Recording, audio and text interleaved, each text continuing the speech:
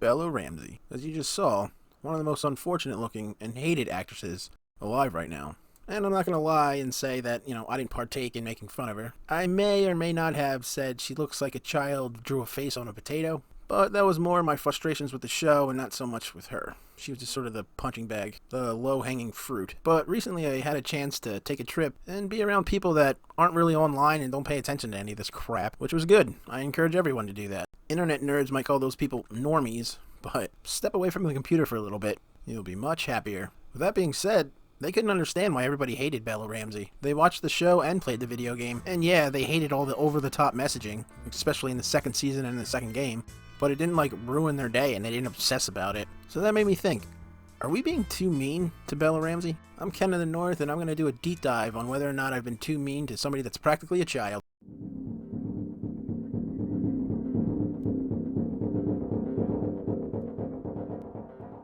In 2016, Bella Ramsey exploded onto the scene at the young age of 11 years old. Her unique appearance made it perfectly believable that she grew up in some unforgiven frozen hellhole, and her delivery of this speech made her a fan favorite. We know no king, but the king in the north whose name is Stark. I don't care if he's a bastard. Ned Stark's blood runs through his veins. He's my king, from this day until his last day. But, when what seems to be a pattern for HBO, they took a beloved character and made her hated by the end. Well, more like the way she went out.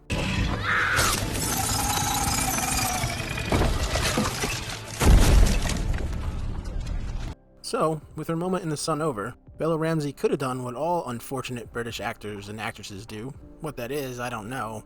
I guess wait for the next installment of Harry Potter, I guess?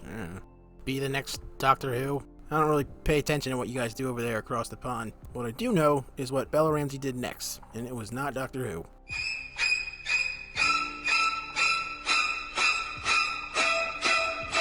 That's right, despite looking nothing like the character and being British, Bella Ramsey somehow won the role of Ellie from the video game Last of Us, to co-star next to Pedro Pascal. Yes, another thing with Pedro Pascal in it.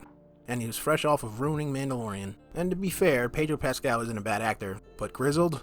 No, he is no Joel. But despite the miscasting, the show probably stayed more true to the video game than any other project before it, despite the two glaring episodes that everyone hates. That being the third episode of a love story between two men, one of those men being a prepper, gun expert, musician, chef, electrician, medical expert, resistance fighter, survivalist, farmer. I could go on, but you get the point. And the other was some nerd that, followed the gay pheromones to his house and just showed up there one day. And that entire episode was based around that relationship. It didn't advance the story at all, and it had nothing to do with any of the other characters. They just wanted to shove a gay relationship down your throat. And when people rightfully complained about it, the actors struck back. It wasn't because it was gay, it was just a love story. And you're the weird one for noticing. And then, womp womp, the director admitted that he put that in there just to trick the audience. And then, to add insult to injury, we get to watch a 17-year-old groom a 14-year-old. Why they went with the age difference? Who knows? Any guesses might get my channel struck. And in that sneaky little bonus feature that this episode is based on, they are the same age. But again, you're the bad person for noticing. But to be fair, there were signs they were going in this direction the whole time.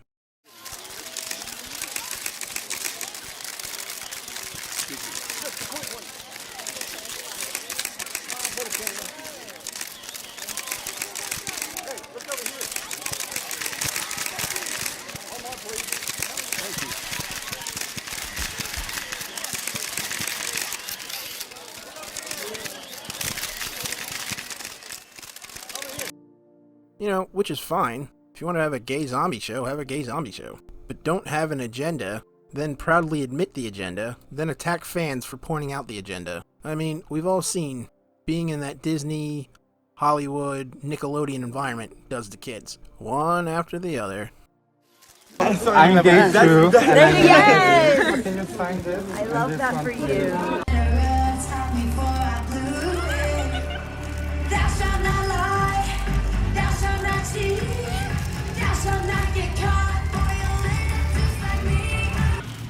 As the first openly non-binary person to have won a British LGBT award, I do not take this honor lightly.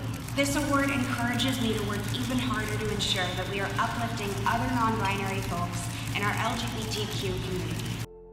I mean, that's kind of just what Hollywood is. You gotta play the game. Funny how when you get away from all that stuff seems to go away. But enough about the Hollywood meat grinder. We're here to talk about whether or not Bella Ramsey deserves all this hate. I'll give her this. She knows she's not a Hollywood beauty. I was told, one of my first auditions ever, I was told that I didn't get the director really liked me, but I didn't get the part because I didn't have the Hollywood look.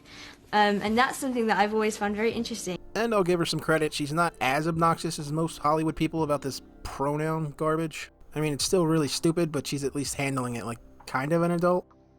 I'm so aware that, like, I get into a taxi and the taxi guy's going to call me she because I look like it's just a natural thing that happens in your brain. For sure. Yeah, which I completely get. And so I've never been, like, strict about they, them, because I think I just don't really care also. I'm very comfortable in, like, who I am. But I know how important it is for other people, but for me it's not as important right now that it's specific. I'm like, I don't really. So, all in all, does she deserve the hate? I mean, she didn't write the end of Game of Thrones.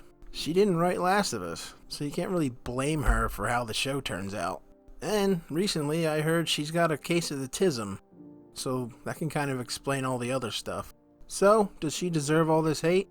To answer that, I have to talk about somebody who really does deserve the hate, and that's Pedro Pascal. Yup, that soft-spoken dork that keeps ending up in every film, TV show ever made. The predator who pretends to have anxiety like this is the first time he's on stage and forcibly grabs the hand of the first woman he sees. And he can't keep his hands off men apparently too. He's the one that really sucks. He's the one that deserves all your hate. But we're talking about Bella Ramsey, and maybe we should leave her alone and stop being so mean to her. But she's friends with Pedro Pascal, and I'm a very petty person, and I say she deserves all of it.